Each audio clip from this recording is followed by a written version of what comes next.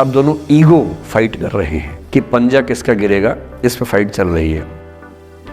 2 दिन हो गए, 3 दिन हो गए, उसके बाद एक आध आदमी पिघल जाता है, उसको लगता है भाड़ में जाए यार, बात ही नहीं हो पा रही, तुम ईगो कर रहे हो। फिर वो फ़ोन मिलाता है, ये भी फ़ोन की इंतज़ार में 3 दिन से सो भी नहीं रहा बेचारा, हीरो बेशक बन ले पर बेचैन तो भाई। खटाक से फ़ोन उठता है, अब दोनों कान में फ़ोन लगा के रखिए, कोई नहीं बोल रहा, चुप।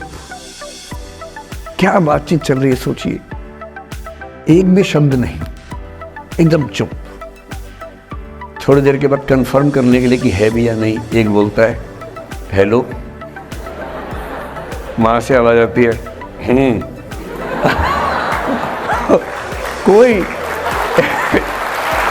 एक